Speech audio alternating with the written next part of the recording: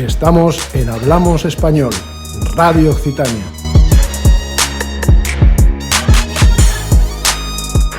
Hola, buenos días, soy Silvia Bernabeu. Estamos en Hablamos Español, Radio Occitania, el primer domingo de cada mes, de 11 a 12 y cuarto.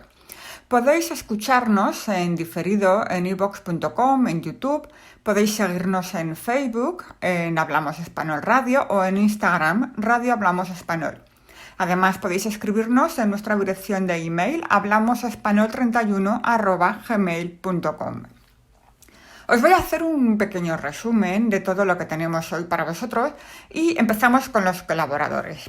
Tenemos a Félix Torán, colaborador habitual de nuestro programa, es doctor, ingeniero de la Agencia Espacial Europea, coach, conferenciante y escritor de 18 libros sobre crecimiento personal y espiritual.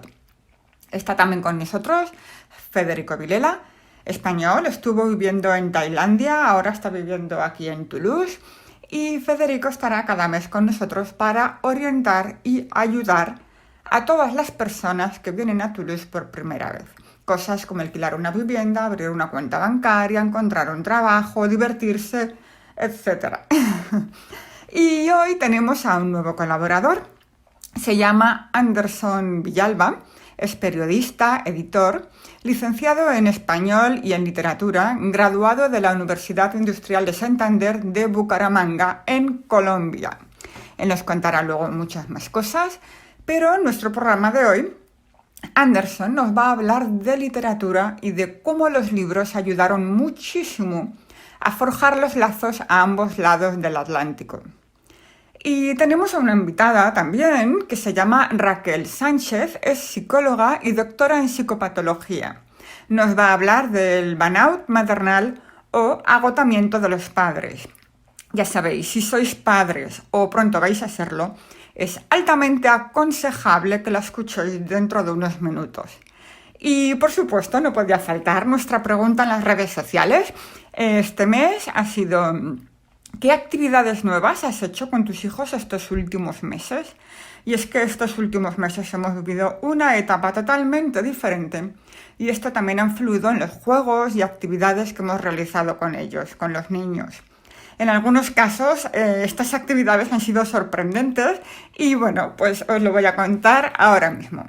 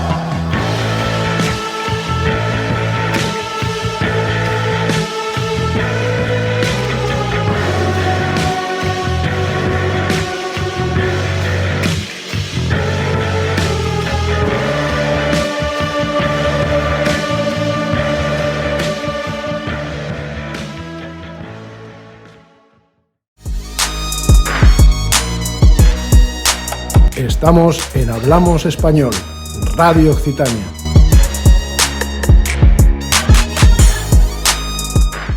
Y la pregunta que hemos dejado este mes en las redes sociales era ¿qué actividades nuevas has hecho con tus hijos estos últimos meses?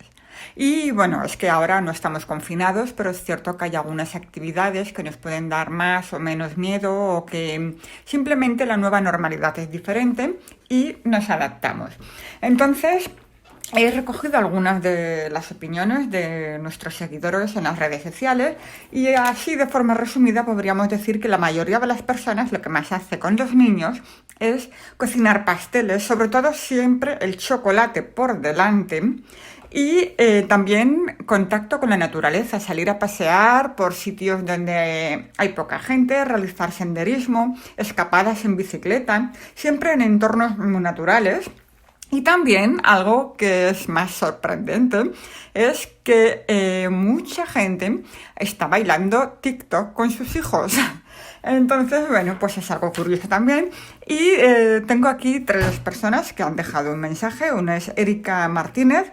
Dice, yo siempre me he negado a que utilicen mucho tiempo las tabletas. He estado, sin embargo, ahora motivándolos para que vean espectáculos online. ¿Quién me ha visto y quién me ve?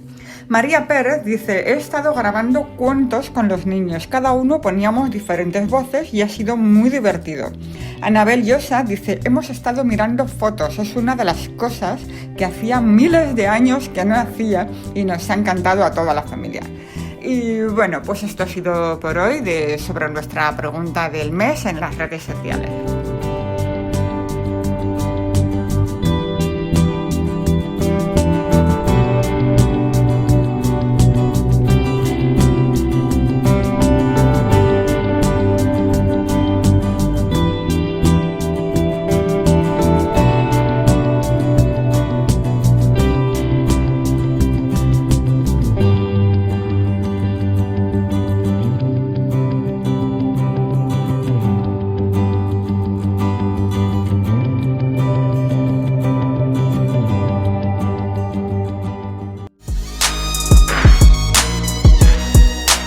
Estamos en Hablamos Español, Radio Occitania.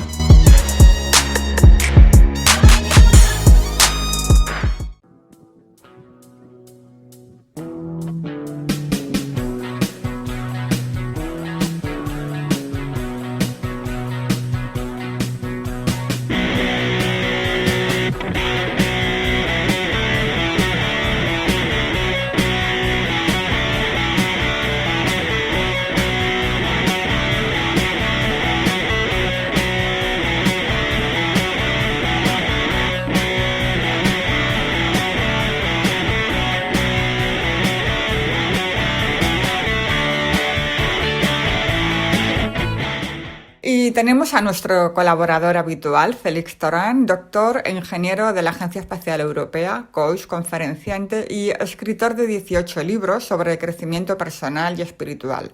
Hola Félix, buenos días, ¿cómo estás? Hola, ¿qué tal? Un placer. Este mes la pregunta en las redes sociales ha sido ¿qué actividades nuevas has hecho con tus hijos estos últimos meses? Y me gustaría aprovechar para preguntarte, para hacerte la misma pregunta a ti. ¿Qué has hecho? ¿Algo nuevo tú? Bueno, pues aprovechando estos meses con la pandemia y con estas situaciones tan particulares que hemos tenido, ¿no? Pues también hay que mirar pues el lado positivo, si se puede llamar así. Por lo menos siempre hay una parte algo que puedes sacar, ¿no? En diferente, algo que puedes aprender, algo que puedes cambiar y desde luego también actividades nuevas que puedes iniciar. Y yo con mis hijos, la verdad es que hemos iniciado bastante juntos aquí en casa. Mi hijo y yo nos hemos aficionado a empezar a jugar así al minigolf. Como no teníamos el material, pues no lo hemos fabricado nosotros y nos pasamos ahí unas tardes haciéndonos nuestros palitos de golf, haciendo un hoyo y, bueno, pues creando un jueguecito y tal. Nos lo pasamos muy bien y, bueno, hasta el punto de que creó adicción y creó torneos diarios. Y después, bueno, también tenemos un olivo que nosotros aquí en casa pues respetamos mucho la vida en todos sus niveles, tanto en el animal como en el vegetal, ¿no? Y a nuestro olivo lo queremos tanto que hasta le pusimos un nombre poco original, se llama Olivier, valga la redundancia. Y bueno, pues nos hemos dedicado a recoger olivas, a prepararlas, a cambiarles el agua, a hacer la conserva con agua sal, en fin, pues oye, que no muy bien, que hay una salmuera, muy bien. muchas cositas. Muy bien, muy bien. Pues seguimos hablando de niños porque a veces hemos escuchado a profesores decir que a los niños les falta una asignatura donde pudieran aprender los valores importantes de la vida o quizás incluso ir un poco más allá y que aprendan algo de espiritualidad. Y tú, Félix, has escrito nada más y nada menos que 4 libros para los niños. ¿Tus libros se ajustarían a esta carencia de la que hablan algunos profesores? Bueno, la verdad es que los escribí respondiendo a lo que me pedían mucho, ¿no? Era algo que a mí ya me brotó y me nacía, esa necesidad de compartir las cosas que sabía también con los niños, pues porque los niños son el futuro y si queremos cambiar el futuro hay que empezar también por darles a los niños las herramientas mejores que podamos, ¿no? Para que lo construyan. Y me acuerdo que fue en Valencia, en una conferencia que di en el Auditorio Femeval. Y me acuerdo muy bien de aquel día. Había más de 200 personas, me hicieron un montón de preguntas y yo inocentemente me acuerdo que en aquella conferencia hablé de que tenía intención de escribir algo para los niños en el futuro y bueno, yo pensaba que era algo anecdótico y que pasaba desapercibido, pero no, enseguida mucha gente me empezó a preguntar, me empezaron a decir cosas, me empezaron a decir sí, por favor, escribe para los niños, hazlo cuanto antes que hace mucha falta y yo claro, no estaba completamente de acuerdo. Tanto y me salí tan motivado de allí que vamos, que nada más llegar a casa esa noche, allí mismo en Valencia, me puse a escribir La varita mágica, mi primer libro para niños. Un mes después ya estaba publicada en versión digital y 3-4 meses después ya estaba en versión papel, o sea que de ahí salieron... Muy motivado. Bueno, pues es que, Félix, tenemos aquí un audio de tu libro que corresponde al capítulo 3 que se llama El consejo del abuelo Juan. ¿Qué aprenden en este capítulo en concreto que pueden aprender los niños? Pues es un capítulo que corresponde pues, a uno de los 4 libros que escribí para niños. El primero de ellos en particular se llama La varita mágica y es un libro que está dedicado a la ley de la atracción. Entonces, en ese es un capítulo muy bonito porque es donde se les presenta a los niños que protagonizan en la historia pues que existe el poder de crear tu realidad, de atraer tus deseos, de hacer realidad lo que deseas, si lo deseas con fuerza y si sigues una serie de pautas. Y entonces el abuelo Juan, que es muy sabio, les explica a los niños que existe ese superpoder, que tiene un nombre, aunque no haría falta ponérselo, porque es una ley universal, pero que se le suele llamar la ley de la atracción, y que además ese poder reside no ahí fuera, en ninguna parte, no es algo, no es un fin, sino es un medio y ese medio está dentro de nosotros, lo encontramos en nuestro interior. Y también hace hincapié en un punto muy importante, que es la paciencia. Es necesario tener paciencia. Todo superpoder, como cualquier capacidad en la vida, no se adquiere de la noche a la mañana, sino que hay que trabajárselo y hay que ir cultivando, sembrando, cuidando, para que luego ver los resultados y los frutos, ¿no? Así que, bueno, los niños, con este sencillo capítulo, pues aprenden la existencia de ese superpoder. Y claro, después, en el resto del libro, se explica pasito a pasito y de una forma divertida y motivadora cómo se utiliza ese superpoder de manera razonable, racional, sensata y sobre todo práctica, ¿no? La ley de la atracción. Muchísimas gracias, Félix. Muchas gracias por estar aquí con nosotros. Muchas gracias, un abrazo. Y dejamos a los oyentes, os dejamos aquí ahora el capítulo 3, el consejo del abuelo Juan. Capítulo 3. El consejo del abuelo Juan. Como cada mañana, Carly desayunó junto a toda su familia. Lili preparó un delicioso desayuno con galletas, cereales, frutas y zumo de naranja. Mateo, el padre de Carly y Adri, leía el periódico y comentaba las noticias con Lili y el abuelo Juan. Adri y Carly hablaban sobre un nuevo juego que había inventado su amiga Emi y al que jugarían ese día en el recreo. Carly terminó su desayuno y, como hacía cada día, abrió su agenda. Enseguida se encontró con la nota que había escrito la noche anterior y, sin tan siquiera haber cerrado su agenda, habló con su abuelo. «Abuelo Juan, necesito tu ayuda». Por supuesto, Carly. Respondió el anciano mostrando una cariñosa sonrisa. Dime lo que te preocupa y yo te ayudaré. La pequeña contó a su abuelo su problema. El abuelo Juan se rascó su barbilla en tono pensativo y permaneció en silencio unos segundos. Entonces añadió: Puedo ayudarte a encontrar un superpoder, uno de los más grandes que existe, sino el que más. Se trata del poder de conseguir hacer realidad tus sueños. Es el mayor poder que reside en los seres humanos y está dentro de cada persona. Pero solo unos pocos se dan cuenta de este poder y lo utilizan. ¡Qué bien!, respondió Carly. Eso sí, ningún poder se adquiere rápidamente, ni tampoco sin esfuerzo. ¿Estás dispuesta a trabajar duro para adquirir ese superpoder enorme? Sí, abuelo, respondió Carly, dando un salto de la silla y mostrando una gran sonrisa que reflejaba lo feliz que se sentía. Estupendo. Pero deseo que Adri también adquiera ese superpoder. ¿Aceptas el reto tú también, Adri? El pequeño asintió de inmediato y mostró una sonrisa tan sincera y feliz como la de su hermana. El abuelo Juan les invitó a acompañarle a su habitación. Una vez ahí, sacó de su bolsillo una llave y abrió un cajón de su escritorio. De ahí extrajo una varita mágica. Los niños le miraron con la boca abierta. Más boquiabiertos aún se quedaron cuando vieron que el abuelo Juan sacaba también una tijera del cajón y troceaba la varita en 4 partes iguales. Pero, abuelo Juan, ¿por qué le has roto? Ahora ha perdido su superpoder, dijo Carly. No te preocupes. El poder que representa esta varita no está únicamente en ella. Se encuentra en todas partes. Está incluso dentro de ti, solo que no te das cuenta todavía.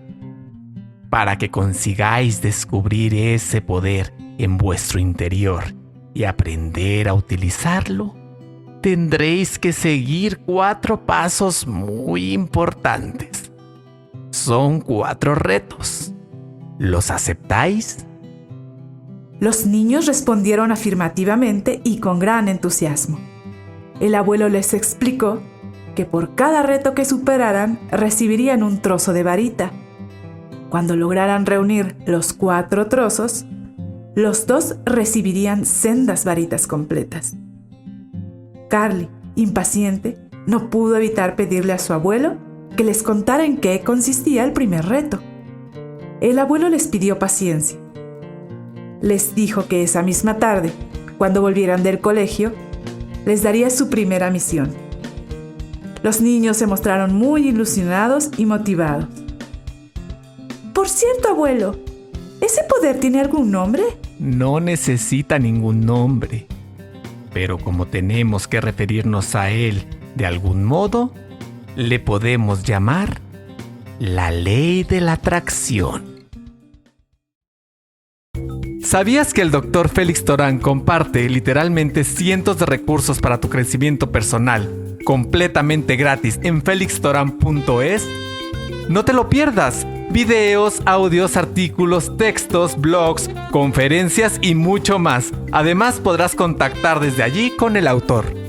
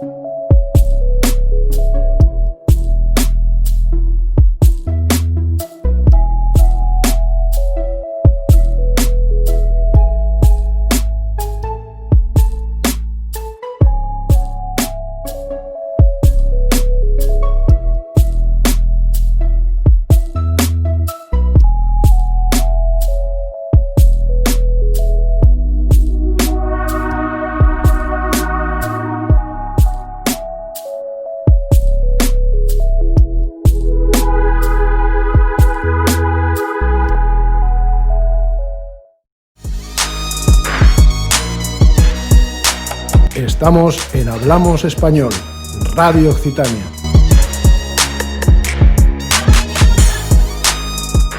Nuestra invitada de hoy se llama Raquel Sánchez, es psicóloga, tiene un máster especializado en psicología y psicoterapias, es doctora en psicopatología, su tesis está basada en el burnout o agotamiento maternal.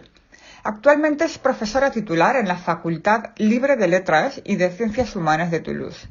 Raquel hace talleres e imparte conferencias y está realizando un documental con la colaboración de la Universidad de Jean Jaurès, aquí en Toulouse. Hola Raquel.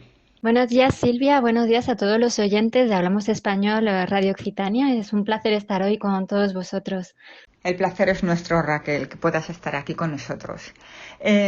Comentábamos en tu presentación que el tema de tu tesis doctoral era el burnout parental. ¿Podrías hablarnos un poco sobre esto y contarnos lo que es, por favor? Bueno, pues el burnout parental es un estado de estrés masivo, de agotamiento, de hecho, de agotamiento máximo, tanto físico como emocional, que se produce pues debido a que, bueno, hemos estirado mucho la cuerda, hemos dado todo lo que hemos podido por estar frente a nuestros hijos, para gestionar el cotidiano, las dificultades que pueden surgir cada día, etcétera, noches sin dormir, gestionar también peleas entre los niños, la vuelta al cole. Entonces todo esto puede acumularse, gestionar también pues, ¿no? las comidas, las visitas a la familia, etcétera.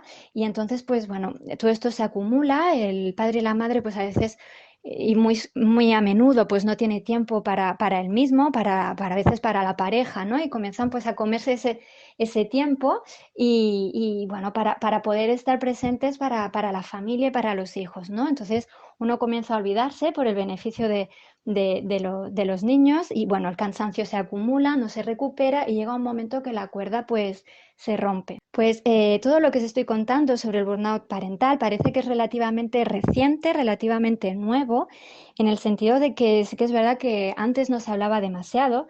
Todo el mundo conoce un poquito más el burnout profesional, este síndrome de estar quemado por el trabajo. Y sí que es verdad que ya de esto ya se hablaba en los años 80 y se estudió por primera vez con profesionales sanitarios que estaban a cuidado de pacientes. Y bueno, los primeros estudios, los primeros profesionales que observaron esto se dieron cuenta que los profesionales sanitarios que estaban más motivados, eran apasionados por lo que hacían y que eran los casi más implicados, pues que es verdad que al poco tiempo, pues al poco o mucho tiempo, poco importa, pero al cabo de un tiempo manifestaban este estado de estar quemado, ¿no? De no poder estar tan presente ni a la escucha de las dificultades de los demás, ¿no? Y había un momento en que había como una ruptura entre lo que la persona era y lo que ahora sentía, ¿no? Y a nivel emocional ya no estaba disponible para estar al cuidado y a la escucha de estas personas, ¿no? Y se dieron cuenta en este momento de que había un cúmulo de estrés, un cúmulo de a veces frustración, de querer hacer más y no poder, de las circunstancias a veces de la vida no permiten poder hacer más por los demás y entonces, bueno, se vivía como una frustración importante y estos profesionales acababan pues con este síndrome de estar quemados, ¿no? Ya en los años 80, de hecho, los investigadores que habían estudiado sobre el burnout profesional ya señalaron algunas similitudes con el burnout parental, ¿no? Y dijeron pues que esto quizá también podría suceder en la vida cotidiana de las familias y unos sentimientos también de agotamiento de los padres y de las madres hacia sus hijos, porque la vida familiar no siempre era simple y había pues también que gestionar muchos acontecimientos y muchos estresores en el día cotidiano y hay esta noción también de querer hacer mucho, que el día a veces no tiene suficientemente horas y esta noción también de olvidarse, ¿no? Por el bien de los otros, lo que hace pues que al final obviemos el hecho de que nosotros también necesitamos descansar, nosotros también necesitamos un momento para respirar, ¿no? Y entonces lo que provoca este efecto de agotamiento masivo. Entonces, el burnout parental se manifiesta por este estado de cansancio, de agotamiento físico, porque realmente el cuerpo ya no tiene energía, lo ha dado todo, y un cansancio, un agotamiento emocional. Es decir, que aunque estemos presentes, realmente emocionalmente estamos un poco distantes, ¿no? Porque ya no tenemos los recursos, la energía necesaria, ¿no? Para poder estar a la escucha, una escucha activa hacia nuestros hijos, escuchar quizá las dificultades que han tenido en el colegio, las preguntas que tienen sobre lo que está sucediendo. Y entonces a muchos padres y madres hablan de estar como en piloto automático, ¿no? Intentan realmente hacer todas las tareas, las responsabilidades del día, pero a nivel emocional ya no están disponibles. Y es algo que puede vivirse y realmente se vive casi siempre, ¿no? Con mucha culpabilidad, porque hay que decir que llegar hasta el burnout parental son muy a menudo y casi siempre padres y madres que lo han querido dar todo por sus hijos, estar ahí al frente, incluso olvidarse por ellos, y luego se dan cuenta pues que al final hay esta distancia emocional, que no pueden dar más y ellos querrían dar más, y bueno, ya no hablemos de la comparación entre los unos y los otros, pues bueno, fulanita, fulanito, quizá lo hace mejor, pues una foto en Instagram, en Facebook, los niños siempre están perfectos, impolutos, en mi casa siempre, ¿no? Hay desorden, etcétera, ¿no? Y uno se comienza a compararse, a sentirse un poquito, bueno, bastante mal, y va acompañado este burnout parental, aparte de este cansancio físico y emocional, pues va acompañado también de mucha culpabilidad. Y bueno, al hecho de estar tan cansado y cansada, pues favorece, ¿no? Que estemos irritables, que tengamos, a lo mejor reaccionemos de una manera un poco más fuerte hacia nuestros hijos, porque al fin y al cabo resulta difícil gestionar las emociones en este estado.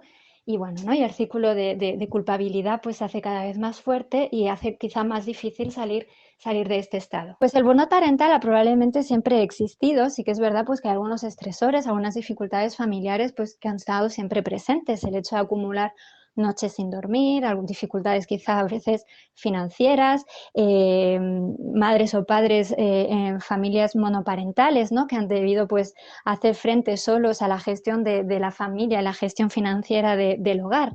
Pero sí que es cierto que a nivel histórico y social han habido unos cambios que han podido pues añadir mucha presión y mucha tensión, ¿no? a la vida cotidiana de los padres y de las madres de hoy en día. ¿Y podrías decirnos cuáles son los factores sociales que pueden haber influenciado en esto? Uno de los factores que se puede citar es la evolución de los roles de género. De hecho, antes sí que es verdad que había un poquito menos que reflexionar, ¿no? Sobre el padre y la madre que uno quería hacer, ¿no? Era un poquito más determinado sobre cómo habían hecho mi padre o mi madre antiguamente, ¿no? Y se repetía un poquito más estos patrones, y generalmente encontrábamos al papá, que era el que pasaba más tiempo fuera de casa, asegurando financieramente las necesidades de la familia, y era la mamá que generalmente se quedaba más en casa.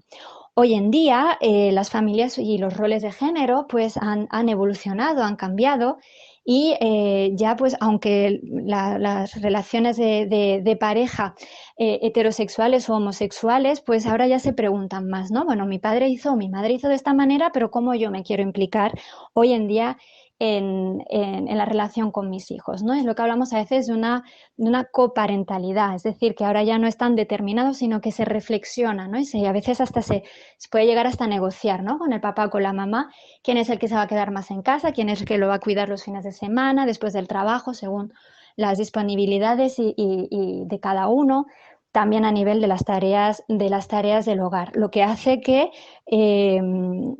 se tenga, ¿no? que reflexionar, y es un poquito más complejo en el sentido de que cada uno debe encontrar su lugar según sus necesidades, según sus ganas y las posibilidades que tenga, y también es un poco más dinámico, ¿no? Y se tiene que negociar cada cierto tiempo, porque con el cambio de edad de los niños, con la evolución de ellos, pues también las necesidades, las disponibilidades de cada uno de los padres también va cambiando, ¿no? Esto pues genera también un poquito más de negociación en la familia, y algo pues, bueno, que hay también que conocerse a uno mismo, conocer a su pareja y cómo adaptarse con todo esto. Uno de los factores que ha influenciado más en la presión que pueden sentir los padres y las madres en su vida cotidiana, tengo que decir que son lo que han podido ser los psicólogos, ¿no? Es una presión transparente, implícita, no se ve, no se toca, pero se siente, ¿no? Y sí es cierto que en los últimos tiempos ha habido muchos estudios, mucha información que se ha generado de la infancia, ¿no? Y si antes, hace algunas generaciones, se pensaba que bueno, que la vida que pudiera tener un niño durante su infancia no tenía repercusiones ni en su desarrollo ni en su edad adulta, hoy sabemos que no es así y que los primeros años de vida son muy importantes para el futuro desarrollo de ese niño que será un adulto futuro, un futuro adulto, ¿no? Entonces, con la mejor de las intenciones, han habido pues muchos libros, muchos programas a veces de apoyo a los padres para ayudarlos a tener las mejores prácticas educativas, ¿no? Prácticas positivas para favorecer y optimizar el desarrollo sano del niño. Lo que hace, ¿no? Tener esta impresión de que ya la intuición ya no es suficiente. Un padre o una madre tiene que aprender a ser padre y madre, ¿no? Lo que genera una incertidumbre en el día a día de los padres y de las madres, ¿no? Es decir, bueno, ya no es suficiente con lo que yo pueda aportar con mi instinto, con lo mejor que yo quiero con mi hijo, con lo que yo le conozco, sino que además, bueno, tengo que reparar algo porque yo no sé y lo tengo que aprender fuera, ¿no? Y además de esto, pues también puede generar un sentimiento, pues también de incertidumbre en el sentido de que bueno, hay que pasar simplemente 5 o 10 minutos en Internet para ver pues, que a veces algunas prácticas consideradas positivas por algunos profesionales no lo son para otros. La información a veces es contradictoria y entonces, pues, como mi hermano, mi hermana, miembros de mi familia están educando a sus hijos, quizá ya no es la manera que yo los quiero educar, ¿no? Y que yo considero que es mejor de las maneras. Entonces, cada familia elige su forma de enseñar. Antes era más unánime y se aprendía más de generación en generación y hoy en día es más horizontal, ¿no? Cada uno considera y reflexiona sobre las prácticas que quiere tener con sus hijos y cómo se quiere comportar o enseñar en su día a día, cómo los quiere educar, de hecho, ¿no? Y puede ser diferente a la manera que hicieron nuestros padres o a la manera que hacen los mismos miembros de nuestra familia o nuestros amigos, lo que genera una presión añadida a reflexionar, a negociar con la pareja, a informarse, etcétera. A esto pues se añade también la Convención de los Derechos del Niño de finales de los años 80, una convención muy necesaria, pero que también puede añadir a una presión a las familias, a los padres, en el sentido de que también se establecía todas las responsabilidades que un padre debe tener y una madre deben tener hacia sus hijos. Responsabilidades evidentemente legítimas, pero que bueno, era la primera vez que los estados se comprometían a que esto, a vigilar en cierto modo de que esto se llevaba a cabo, ¿no? Y puede generar a ciertas ocasiones un sentimiento pues de vigilancia, ¿no? Ya no, las familias solas ya no son como capaces, tienen que haber una vigilancia externa que apruebe, ¿no? Que las cosas se están haciendo como debe ser. Entonces puede generar pues inseguridad hacia algunos padres de lo estaré haciendo bien, que van a pensar los otros, estaré a prueba, ¿no? Que puede hacer justamente más difícil que los padres y las madres que tengan algunas veces se sientan en dificultad, tengan a veces hasta vergüenza o miedo de hablar de ello, ¿no? Por miedo justamente al qué dirán o si puede haber consecuencias con sus hijos. Y son padres y madres que no son para nada negligentes o que muestran signos de maltrato con los hijos, no estamos hablando de ello, ¿no? Pero que pueden presentar algunas dificultades en algún momento, ¿no? Y debido a esto, pues quizá se sientan inseguros y con miedo a hablar en su entorno, ¿no? Y podríamos decir que hay diferencias entre padres y madres o entre hombres y mujeres. La noción de burnout parental se utiliza para incluir tanto a los padres y a las madres, ¿no? Porque al fin y al cabo, quien puede sentir burnout parental en algún momento de la crianza de los hijos pueden ser tanto los hombres como las mujeres, simplemente la persona que se ocupa, ¿no? Que trabaje o no, con el niño que tenga dificultades o no. Pero sí que es cierto que hay algunas influencias sociales que pueden ser diferentes según el género, ¿no? Y que sí que, bueno, pues tenemos tendencia todavía aún a considerar, ¿no?, la mamá como la primera referente, ¿no? Yo me acuerdo de una entrevista que tuve con un padre que él había decidido dejar su trabajo para dedicarse al 100%, al completo, al cuidado de sus hijos y que su pareja decidió continuar trabajando. Y sí que era él quien llevaba pues, a los niños al cole y que hacía todo el trabajo, vamos a decir, de la casa. Y un momento decía frustrado pues que en el cole era el único papá que se dedicaba a hacer esto y que, bueno, cuando el niño, su hijo, lo invitaban a un cumpleaños, era su pareja quien recibía los mensajes de las otras mamás. Entonces, sí que es verdad pues que hay algunas influencias que van a determinar, ¿no? Una presión quizá más, menos o diferente según el género, ¿no? Pero todos los dos evidentemente pueden estar expuestos al burnout parental. ¿Y cuáles podríamos decir que son los factores más personales? Pues sí, aparte de estos factores sociales que pueden afectar en mayor o menor medida a todas las familias, están las características de la familia en sí, de los niños también, que pueden también pues, afectar, ¿no? Por ejemplo, no es lo mismo las familias o los padres y madres que tienen niños con un temperamento un poquito más fácil, en que el cambio de rutinas puede ser aceptado con mayor tolerancia por el bebé, que duerme a muchas horas por la noche, por ejemplo, ¿no? Entonces, pues los padres pues estarán y las madres más descansados que a lo mejor con un pequeñín pues que le cuesta quizá un poquito más, ¿no? También depende de la edad, la implicación cuando los niños son pequeños, pues no es lo mismo cuando los hijos pues ya son más mayores y pasan más tiempo quizá fuera de casa.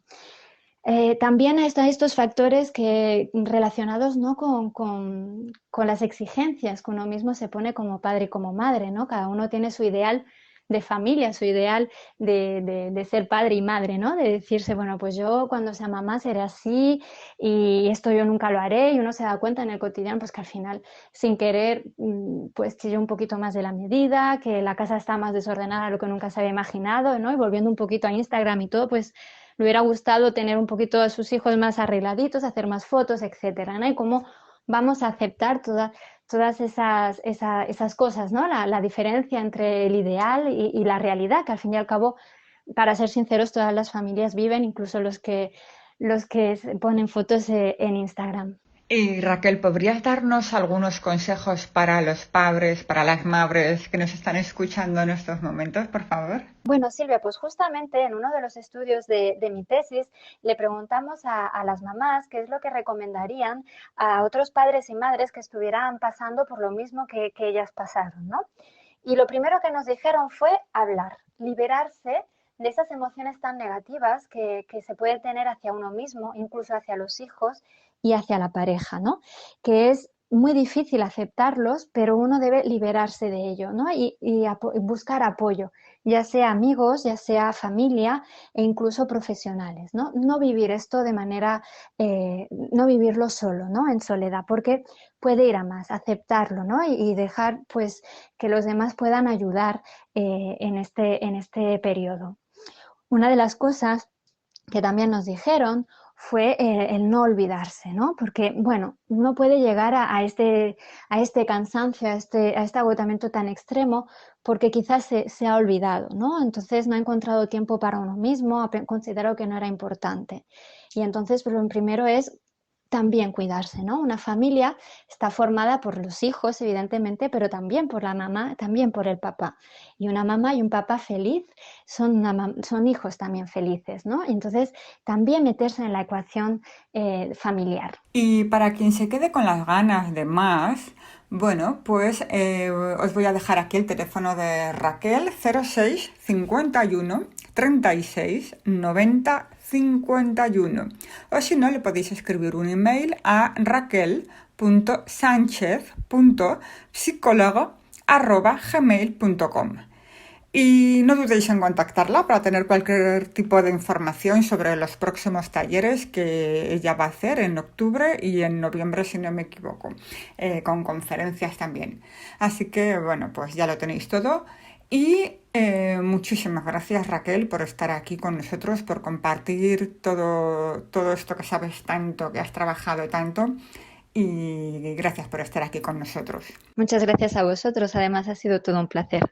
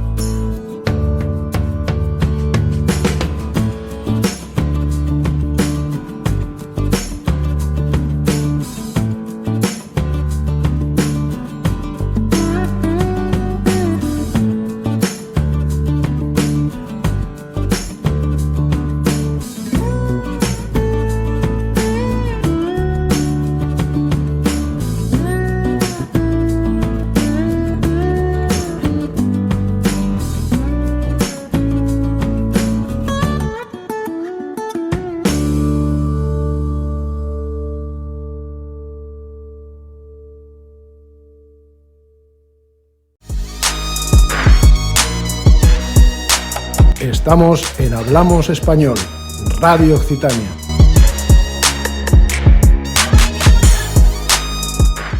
Y está con nosotros Federico Vilela, nuestro colaborador, que siempre nos cuenta cosas sobre vivir en Toulouse para hacernos la vida un poquito más fácil. Hola a todos, ¿qué tal estáis? Aquí seguimos con esta sección de españoles en el mundo. La semana pasada dimos un poco las claves para aquellos españoles, latinos, hispanohablantes en general, que se estén planteando en venir a Francia. Pues un poco hablamos de qué preguntarse a sí mismo, qué preguntas hacerse para ver si Francia es el destino adecuado para nosotros o no. Y bueno, dimos respuesta a algunas de esas preguntas. Hoy vamos a profundizar un poquito más en Toulouse, es decir, una vez ya he decidido venir a Francia, ¿por qué me vendría a Toulouse? Y para ello lo que voy a hacer es hablaros de mi experiencia. Yo llegué a Toulouse en 2014 y bueno, voy a hablar un poco de por qué yo decidí venirme a Toulouse.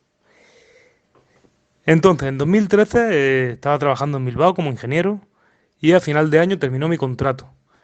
Pasé 3 o 4 meses buscando trabajo en España y nada, estuve haciendo varias entrevistas y a la vez aprendí un poquito de francés. Me saqué un título de francés. Y bueno, pues como sabéis, en 2014 el mercado laboral no era boyante, al igual que tampoco creo que lo sea ahora. Y las condiciones que me ofrecían y los puestos que me ofrecían, pues no me gustaban, no era lo que yo esperaba. Y decidí irme al extranjero y bueno, buscando unas mejores condiciones laborales y algo nuevo que aprender. Y nada, entonces de todos los sitios, de todos los destinos que me pude plantear en su día, finalmente me quedé con 3. Uno era Alemania, que tiene la ventaja de ser Europa, por lo tanto yo como español no necesitaba una visa. Y bueno, tiene unas muy buenas condiciones laborales, pues mucho trabajo para ingenieros, unas buenas condiciones económicas. Lo que no me gustaba de Alemania era, bueno, un poco el clima y la cultura, que no creo que no pega del todo con mi forma de ser. También me planteé irme a Chile. Y Chile me gustaba mucho que se hablara español, lo cual siempre hace la vida más agradable que poder hablar tu idioma. Y también me atraía mucho el ambiente y la cultura. Era un momento en que muchos españoles estaban yendo a Chile, por lo tanto había mucho trabajo allí. Y los puntos negativos lo que de alguna manera me hizo no irme a Chile fue la distancia y el hecho de necesitar una visa para vivir allí. Como europeo en Chile yo necesito una visa. Y nada, la tercera posibilidad que me planteé era Toulouse.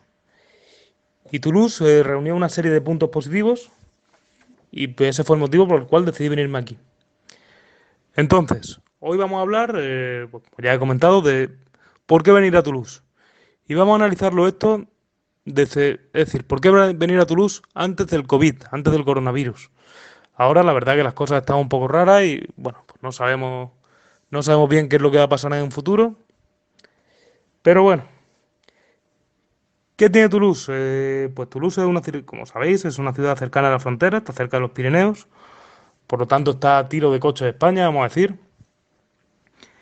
Yo soy extremeño y del sitio donde yo vengo está a 1100 kilómetros, que es bastante tiempo, es una buena paliza conduciendo, pero en el peor de los casos se puede llegar en un día. De sitios como Barcelona, Aragón, País Vasco, pues estamos a 4 o 5 horas. De Madrid estamos a 7 horas. También hay vuelos baratos. Que yo conozca, los que yo suelo usar son Sevilla y Madrid, que más o menos se tarda 1 hora. Y, por ejemplo, hay Ryanair, que puedes encontrar ida y vuelta por unos 50 euros. También lo que me gustó de Toulouse también es que era una ciudad divertida. Bueno, pues Toulouse es una ciudad con más de 100.000 estudiantes, donde hay muchos jóvenes, hay muchos extranjeros, y eso hace de alguna manera que sea fácil conocer a gente nueva. También es una ciudad bastante dinámica y con sitios donde divertirse, sitios para salir. Otra de las cosas que me planteé fue el clima. El clima de Toulouse no es como no es como el de Extremadura, no está siempre soleado, pero es un clima que no está mal. Por ejemplo, podemos hacer una comparación de horas de sol anuales de distintas ciudades. Y Sevilla, que seguramente sea una de las ciudades más soleadas de España, tiene 3.000 horas anuales de sol. Bilbao, que es la capital de provincia, la menos soleada de España, tiene 1.600. Y Toulouse está un poco entre las dos con 2.100. Bueno, pues el clima no está mal. Cosas que me atrajo de Toulouse fue el tema laboral, puesto que en aquella época estaba buscando trabajo.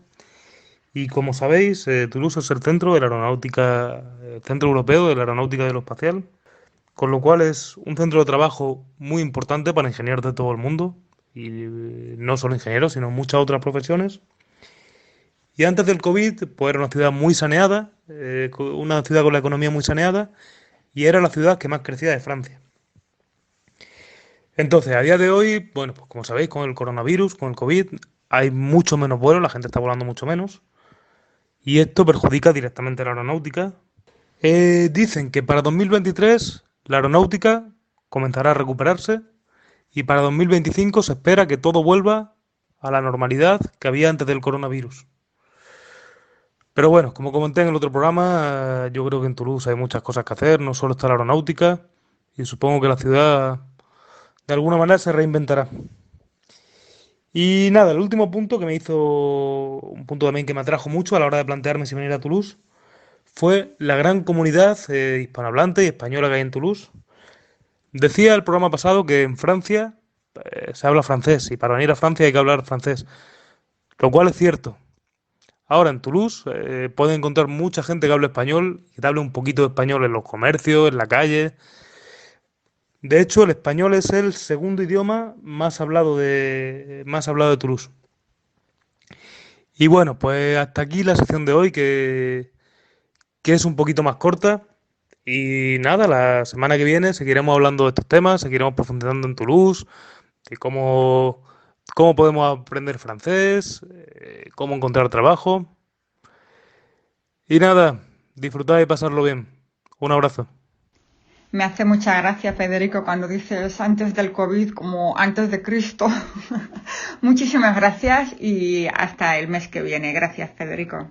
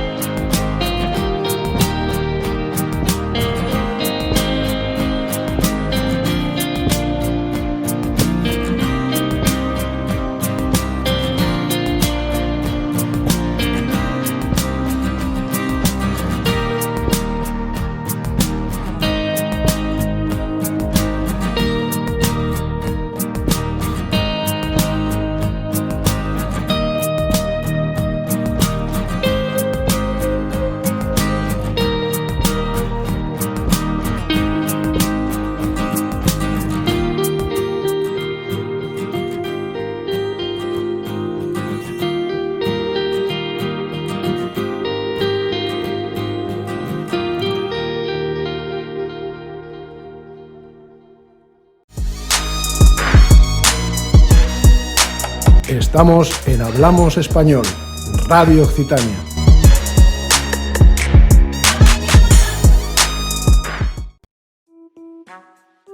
Y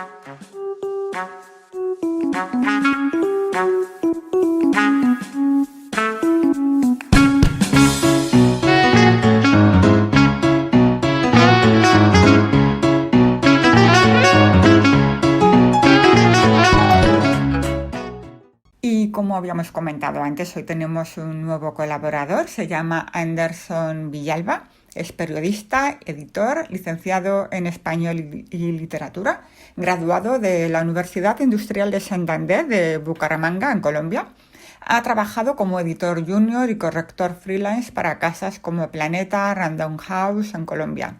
También es columnista de portal La Silla Vacía, el medio digital político más importante de Colombia, y es colaborador recurrente del diario El Espectador de Bogotá, el periódico más prestigioso de su país natal. Ha publicado también en el periódico Vanguardia de Bucaramanga y en revistas culturales de Bogotá. Hola, Anderson. Hola, Silvia y oyentes, ¿cómo están? Estoy muy contento de estar en Hablamos Español. Encantado de hacer parte de este maravilloso equipo. ¿Qué te parece, Anderson, si les cuentas tú mismo a los oyentes de qué va a tratar tu sección? ¿Qué temas nos vas a contar?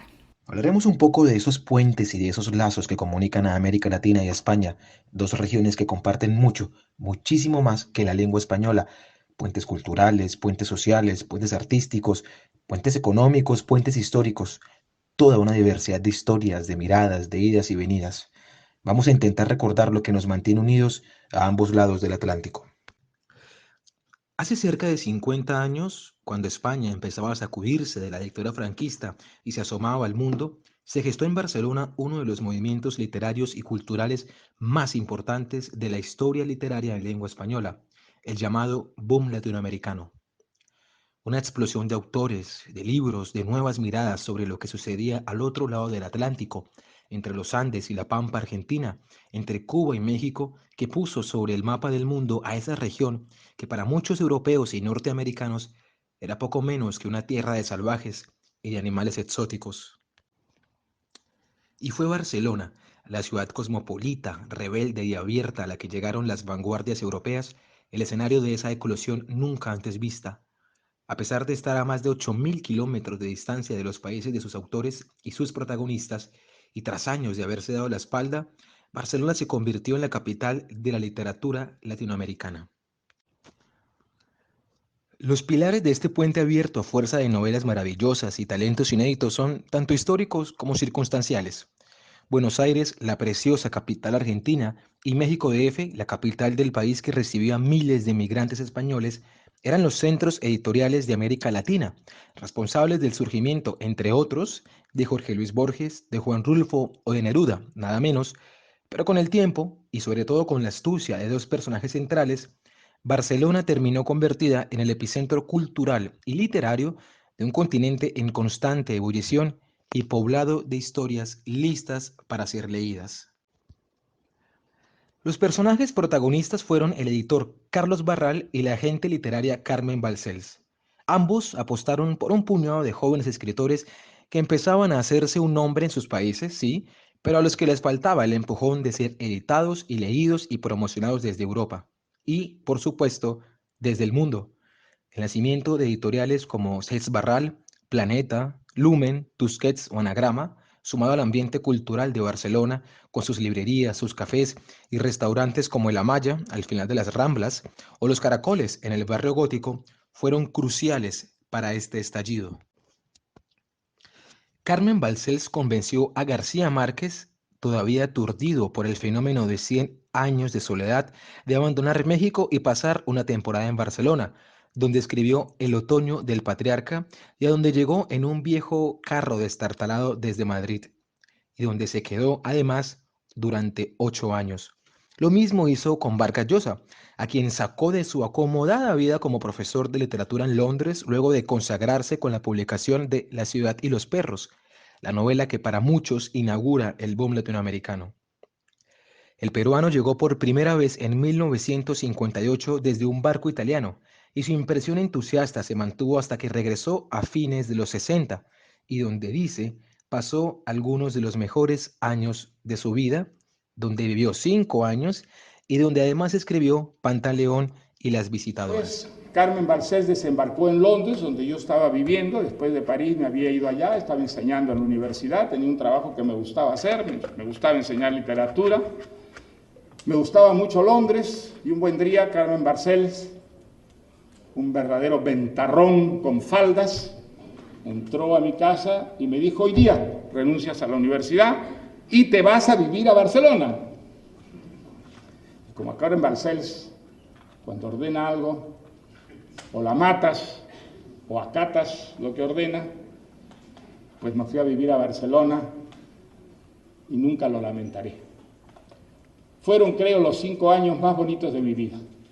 Y estoy seguro que los fueron para todos los latinoamericanos que en esos años, comienzos de los años 70, estuvimos allí.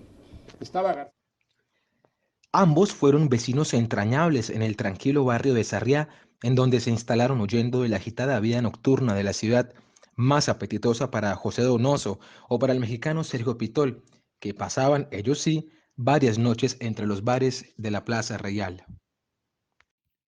Así lo recuerda Xavi Allén, autor de Aquellos años del boom, el mejor recuento de esa época dorada de las letras latinoamericanas. Es una manzana prodigiosa para la historia de la literatura, porque en el mismo bloque pues, vivían 2 escritores que luego han sido premios Nobel.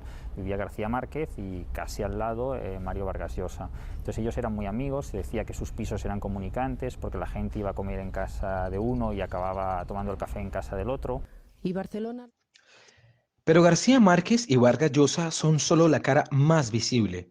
José Donoso, el atormentado escritor chileno que acabo de mencionar, también vivió en la capital catalana, donde puso en marcha buena parte de sus novelas, entre ellas su muy célebre El obsceno pájaro de la noche. Y la lista de latinoamericanos que escogieron a Barcelona como la ciudad de sus proyectos y sus ambiciones sigue y nos ocuparía el programa entero, sin contar a los jóvenes autores que siguieron sus pasos, como el chileno Jorge Edwards, el peruano Bryce Echenique, el colombiano Óscar Collazos y la uruguaya Cristina Peri Rossi, una de las pocas mujeres tenidas en cuenta en el boom latinoamericano, un movimiento predominantemente masculino.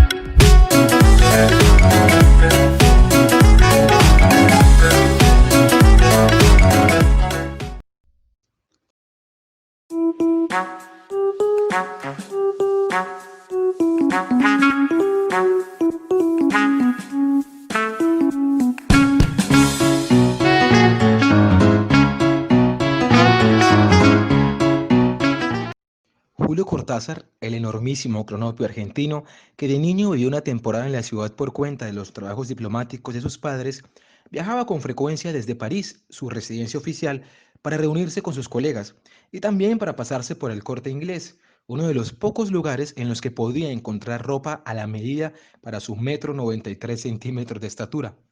Gaudí fue, justamente, uno de los artistas que más admiraba el autor de Rayuela. El recuerdo de Barcelona le quedó marcado para siempre. Pero tengo recuerdos, y recuerdos que me preocupaban, me atormentaban un poco cuando yo era niño, porque hacia los 9 o 10 años, de cuando en cuando me volvían imágenes muy inconexas, muy dispersas, que yo no podía hacer coincidir con nada conocido. Y entonces se lo pregunté a mi madre. Le dije, mira, hay momentos en que yo veo formas extrañas y colores como baldosas, como mayólicas con colores. ¿Qué puede ser eso? Y mi madre me dijo, bueno, eso puede corresponder a que tú de niño en Barcelona te llevábamos casi todos los días a jugar con otros niños en el Parque Güell. Así que fíjate que yo, mi inmensa admiración por Gaudí comienza quizá a los 2 años. La historia, al final, tuvo sus idas y venidas, y los autores del mayor fenómeno literario en lengua española tomaron después rumbos distintos, tras enemistades, muertes, proyectos en otros países y hasta premios Nobel. La estatua de un Colón imponente al final de la Rambla señala el camino hacia América, como si nos recordara para siempre la conexión histórica de la que se seguirá hablando para siempre. Muchas gracias, Anderson. Ha sido un placer tenerte aquí hoy con nosotros. Hasta la próxima, Silvia y oyentes. Aquí estaremos el próximo mes y un buen octubre para todos.